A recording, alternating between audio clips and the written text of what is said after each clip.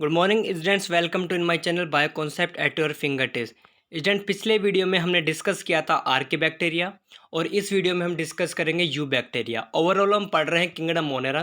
Kingdom Monera में हमारे पास bacteria की दो क्लास थी, आर्के बैक्टीरिया जिसे हमने पिछले वीडियो में कवर किया था, और इस वीडियो में हम कवर करेंगे यू बैक्टीरिया।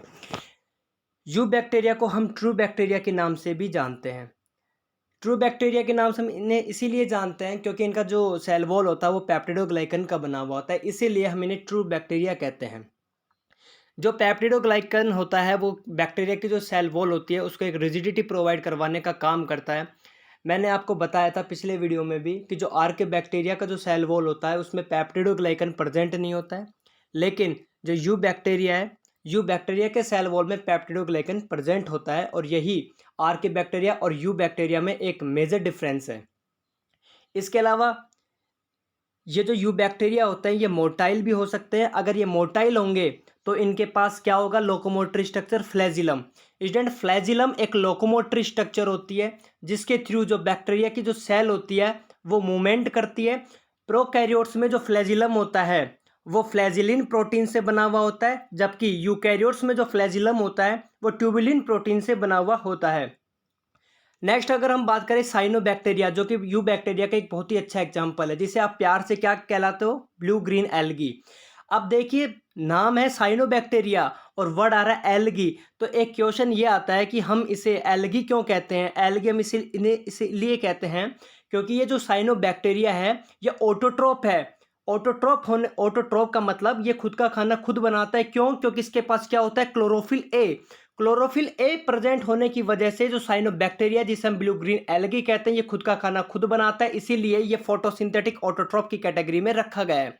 मैंने पिछले वीडियो में ये बताया था कि जो बैक्टीरिया होता है वो ऑटोट्रोप भी होते हैं और हेटरोट्रोप भी होते हैं, लेकिन मेजोरिटी अमाउंट में जो बैक्टीरिया होते हैं वो हेटरोट्रोप होते हैं और कुछ जो बैक्टीरिया होते हैं वो ऑटोट्रोप होते हैं। ऑटोट्रोप में दो क्लास मैंने आपको बताई थी, फोटोसिंथेटिक जो कि सनलाइट को यूज करके, सनलाइट की एनर्जी को यूज करके फोटोसिंथेसिस की प्रोसेस करें। इसके अलावा जो एक वर्ड सेकंड था हमारे पास वो था कीमो सिंथेटिक ऑटोट्रोप, जो कि किसी इनऑर्गेनिक सबस्ट्रेट को ऑक्सीडेशन करके एनर्जी को प्रोड्यूस करे। तो साइनोबैक्टीरिया जिसे आप प्यार से ब्लू ग्रीन एल्गी कहलाते हो वो इसीलिए क्योंकि इसके पास क्लोरोफिल ए होता है। क्लोरोफिल ए होने की वजह से ये फोटोसिंथेसिस की प्रोसेस करेगा और खुद का खाना खुद बनाएगा।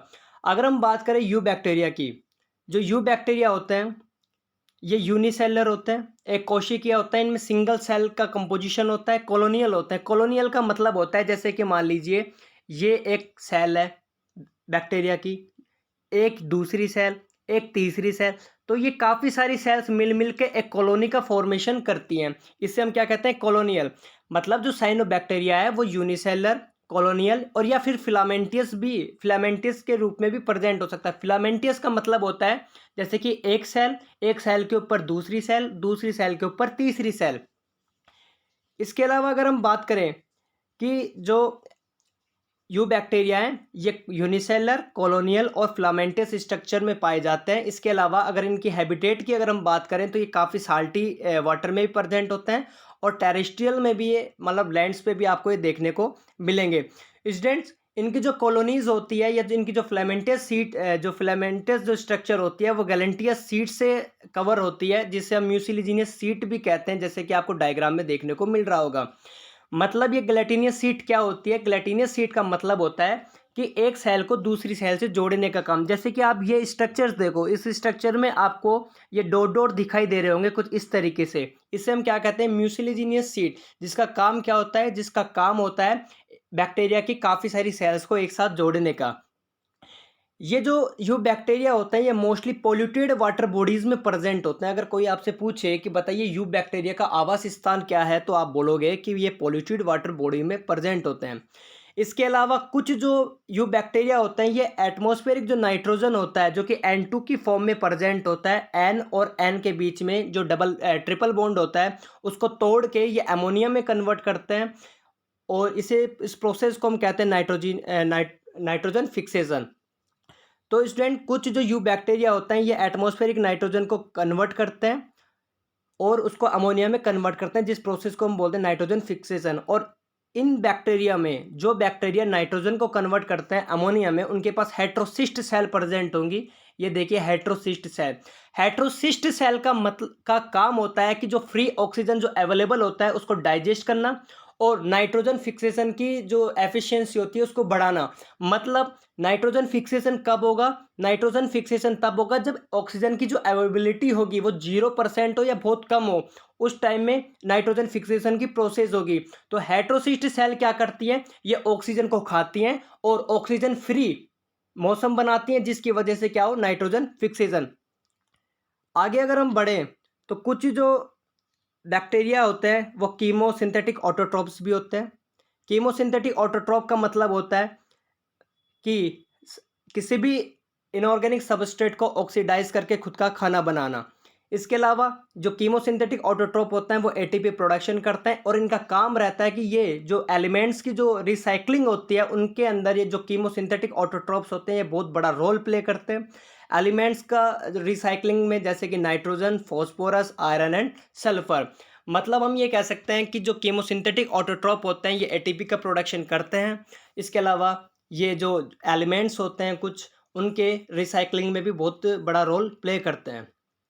आगे अगर हम बात करें हेटरोट्रोफ बैक्टीरिया, देखिए 3 क्लास हम पढ़ रहे हैं, दो, एक तो ऑटोट्रोफ बैक्टीरिया, एक हेटरोट्रोफ बैक्टीरिया। ऑटोट्रोफ में हमने कीमो सिंथेटिक ऑटोट्रोफ भी पढ़ लिया और हमने हेटरोट्रोफ, अब हम पढ़ रहे हैं हेटरोट्रोफ बैक्टीरिया। हेटरोट्रोफ बैक्टीरिया जो होते हैं ये मोस्टली डिकम्पोजर्स के रूप, डिकम्पोजिंग का काम करते हैं। मतलब किसी भी लिविंग स्ट्रक्चर को या लिविंग बॉडी को डिकम्पोज करने का काम करते हैं।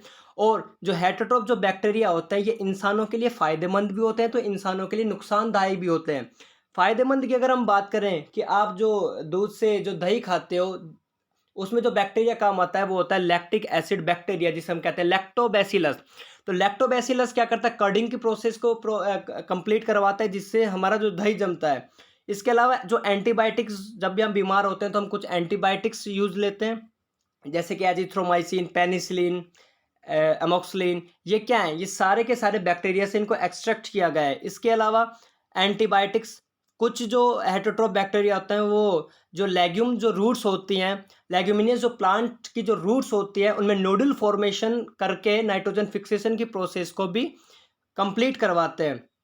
नेक्स्ट अगर हम इनके नुकसान की बात करें तो स्टूडेंट, ये जो बैक्टीरिया होते हैं ये जो इंसान होते हैं, ह्यूमंस होते हैं, उनमें काफ़ी सारी जो डिजीज़ होती है उनको प्रोड्यूस करते हैं। मतलब कुछ हेटरोट्रोफ जो बैक्टीरिया होते हैं वो पैथोजन टाइप के होते हैं, पैथोजेनिसिटी को क्यूज करते हैं either in plant either in animals, जैसे कि cholera, typhoid, tetanus, citrus canker. इसके अलावा ये कुछ ऐसी डिजीज़ हैं जो कि बैक्टीरिया की वजह से होती है। और कौन से बैक्टीरिया? हेटरोट्रोफ बैक्टीरिया।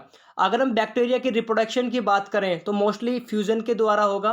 फ्यूजन का मतलब होता है कि एक स्ट्रक्चर दो भागों में टूट जाए, एक स्ट्रक्चर दो भागों में टूट जाए। जब इसका जेनेटिक जो मटेरियल होगा वो रेप्लिकेट होगा, जेनेटिक मटेरियल का अमाउंट बढ़ेगा, तब साइटोकाइनेसिस की प्रोसेस होकर जो बैक्टीरिया होगा वो दो भागों में टूटेगा। जब इनकी कंडीशन अनफेवरेबल कंडीशन होगी तो ये स्पोर्स का फॉर्मेशन करेगा, और जब स्पोर्स का फॉर्मेशन ये करेगा, जब इसको फेवरेबल कंडीशन मिलेगी तो ये वापस से अपने आप को डिमोडिफाइड करके वापस से फ्यूजन में कन्वर्ट हो जाएगा। इसके अलावा अगर हम बात करें माइकोप्लाज्म, स्टूडेंट, माइकोप्लाज्म में सबसे छोटी स्ट्रक्चर मानी गई है लिविंग। अगर हम सबसे छोटी लिविंग स्ट्रक्चर की बात करें तो हम बात करेंगे माइकोप्लाज्म की। ये माइकोप्लाज्म ऐसा है जो कि बिना ऑक्सीजन के भी ये सर्वाइव कर सकता है, और माइकोप्लाज्म होगा वो पैथोजेनिसिटी का काम करता है एनिमल्स में और प्लांट में, मीन्स ये डिजीज को क्यूज करता है। स्टूडेंट, नेक्स्ट वीडियो में हम डिस्कस करेंगे protista kingdom. Thank you students.